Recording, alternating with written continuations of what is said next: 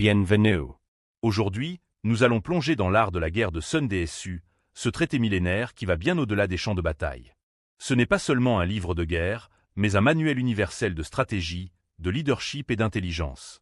La grande question qu'il soulève est simple mais puissante. Peut-on gagner sans combattre?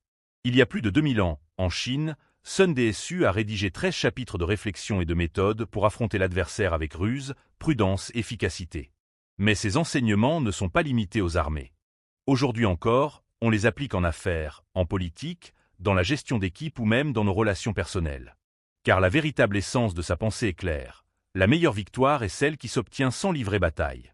Tout commence par une idée fondamentale, soumettre l'adversaire sans combat. Pourquoi risquer hommes et ressources si l'on peut atteindre son but en évitant la confrontation directe? La vraie supériorité stratégique ne réside pas dans la destruction de l'autre, mais dans la capacité à neutraliser ses plans, à influencer ses choix, à le priver de sa volonté de lutter. Un autre principe essentiel est la connaissance. Connais ton ennemi et connais-toi toi-même, dit Sun Tzu, et tu ne craindras jamais le résultat de 100 batailles. La victoire dépend moins de la force brute que de la compréhension fine des forces et des faiblesses, de la lecture juste du terrain, du climat, des motivations. La guerre est avant tout affaire d'information. Mais l'information seule ne suffit pas. Il faut aussi de la dissimulation et de l'imprévisibilité.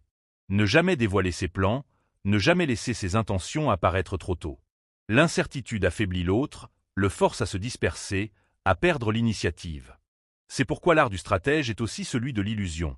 Montrer quand on n'attaque pas, avancer quand l'autre croit qu'on recule, rester mobile et insaisissable. La flexibilité est une autre clé. Aucune stratégie ne peut être figée. Les contextes changent, les circonstances évoluent, et le stratège doit s'adapter comme l'eau s'adapte à la forme du terrain. Être rigide, c'est se condamner. Être fluide, c'est survivre et surprendre. Sun Tzu a divisé son œuvre en chapitres qui développent ses principes. Dans le premier, il invite à évaluer 5 facteurs: la doctrine, le climat, le terrain, le commandement et la discipline. Ces éléments déterminent les chances de succès avant même le premier mouvement. Dans un autre, il explique que les campagnes trop longues épuisent les ressources et qu'une victoire doit être rapide et décisive. Dans le chapitre sur l'attaque des plans, il insiste sur l'importance de briser la stratégie ennemie plutôt que son armée. Et dans son dernier chapitre, il met en avant l'art de l'espionnage, la connaissance intime de l'adversaire grâce à l'information, clé de toute victoire. Mais la stratégie ne suffit pas sans leadership. Pour Sun Tzu, un bon chef est à la fois sage, sincère, courageux, discipliné et humain. Il inspire, il organise, il guide sans recourir à la peur, mais en suscitant l'adhésion. Le véritable pouvoir, dit-il, ne se maintient pas par la contrainte, mais par l'influence. Celui qui sait gagner les cœurs et les esprits n'a pas besoin d'utiliser la force. Ces idées se retrouvent encore aujourd'hui dans la diplomatie, la politique ou les entreprises. L'influence psychologique, par exemple, permet de démoraliser un adversaire sans le frapper. Vous avez maintenant entre vos mains quelques-unes des clés les plus précieuses de l'art de la guerre. Il ne s'agit pas de vaincre par la destruction, mais de gagner par l'intelligence, la ruse et la vision. Comme le disait Sun Tzu, la véritable victoire est celle qu'on obtient sans livrer bataille. À vous désormais de devenir stratège dans vos vies, vos projets et vos relations. Observez, adaptez-vous, influencez avec sagesse, et souvenez-vous, la victoire appartient à ceux qui savent préparer, surprendre et comprendre. Alors, imaginez. Vous êtes face à un défi, peut-être dans votre entreprise, peut-être dans vos études, peut-être même dans votre vie personnelle. Un adversaire, une concurrence, un obstacle se dresse devant vous. La réaction la plus instinctive serait de foncer, d'attaquer de plein fouet. Mais Sun Tzu vous dirait « Stop, observez d'abord. Reflexes. Et demandez-vous, n'y a-t-il pas une manière de gagner, sans livrer combat? Parce que la force, c'est bruyant. Elle épuise. Elle coûte cher. Mais l'intelligence, elle, est silencieuse. Et souvent, elle est bien plus puissante. Prenons un exemple très concret. Une entreprise lance un nouveau produit. Plutôt que d'entrer en guerre des prix et d'essayer de battre l'autre sur son terrain, une autre entreprise choisit une voie indirecte. Elle se spécialise sur une niche différente, développe une innovation inattendue ou construit une image de marque si forte que le concurrent finit par paraître banal. Résultat, la bataille n'a même pas eu lieu, mais la victoire est là. Voilà l'art de gagner sans combattre. Et cela marche aussi dans la vie quotidienne. Pensez à une dispute. La plupart du temps, on veut avoir raison, on veut prouver, on veut imposer. Mais que se passe-t-il si, au lieu de hausser le ton, vous écoutez, vous comprenez l'autre, et vous lui laissez une sortie honorable. Très souvent, le conflit s'éteint avant même d'avoir commencé. Vous n'avez pas gagné en écrasant, mais en influençant. C'est ça, la véritable puissance. Influencer plutôt qu'imposer, guider plutôt que forcer. Et c'est là que le leadership entre en jeu. Un leader, ce n'est pas quelqu'un qui crie des ordres. Ce n'est pas quelqu'un qui impose par la peur. Non.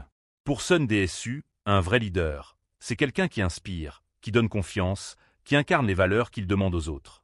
Suggest, sincerite, courage, discipline. Des qualités qui font qu'on le suit, non pas parce qu'on y est obligé, mais parce qu'on en a envie. Et si vous regardez autour de vous, tous les grands leaders du passé ou du présent ont appliqué, consciemment ou non, ces principes. Regardez les négociateurs habiles, les entrepreneurs visionnaires, les diplomates patients. Ils savent que la vraie force n'est pas dans la confrontation directe, mais dans la capacité à créer des conditions où l'autre n'a plus d'intérêt à se battre. Alors, que pouvez-vous faire concrètement dans votre propre vie? Premièrement, prenez le temps de préparer. Avant une réunion, une négociation, même une discussion importante, renseignez-vous, comprenez l'autre, anticipez ses besoins, ses peurs, ses intérêts. Document, soyez flexible. Ne restez pas bloqué sur une seule stratégie. Si un chemin se ferme, soyez prêt à emprunter un autre. Troisièmement, cultivez l'art de l'influence. Parfois, un mot posé au bon moment, une attitude calme, un silence bien utilisé valent plus qu'un long discours. Enfin, incarnez ce que vous attendez des autres. Montrez l'exemple, soyez droit, inspirez confiance. Rappelez-vous, vous n'avez pas besoin de vaincre l'autre pour triompher. La victoire la plus noble est celle qui évite la bataille, qui épargne les forces, qui construit au lieu de détruire. Alors, la prochaine fois que vous serez face à un défi, demandez-vous, comment puis-je appliquer l'art de la guerre ici? Quelle stratégie subtile me permettrait de gagner sans combattre? Parce que c'est là le cœur de ce chef-d'œuvre intemporel. Préparer avec soin, agir avec finesse, influencer avec sagesse, et surtout, comprendre que la victoire véritable est celle qui se construit sans conflit. Et vous, dans votre vie, dans vos projets, êtes-vous prêt à devenir stratège? À diriger sans contraindre, à gagner sans combattre? La réponse est entre vos mains. Voilà, nous arrivons à la fin de ce premier voyage dans l'art de la guerre. Nous avons vu ensemble comment la véritable stratégie n'est pas seulement d'affronter, mais de comprendre, d'influencer et de gagner sans combattre. Mais ce que nous avons exploré aujourd'hui n'est que le début. Sun DSU nous a laissé bien plus qu'un simple manuel de guerre. C'est une véritable école de pensée. Dans le prochain épisode, nous irons encore plus loin. Nous verrons comment appliquer ces principes à des situations concrètes. Négociations, projets, leadership d'équipe, mais aussi dans notre vie personnelle, là où les batailles sont invisibles, mais tout aussi décisives. Alors si ce premier pas vous a inspiré, préparez-vous. La suite sera encore plus riche. Rendez-vous dans le prochain épisode.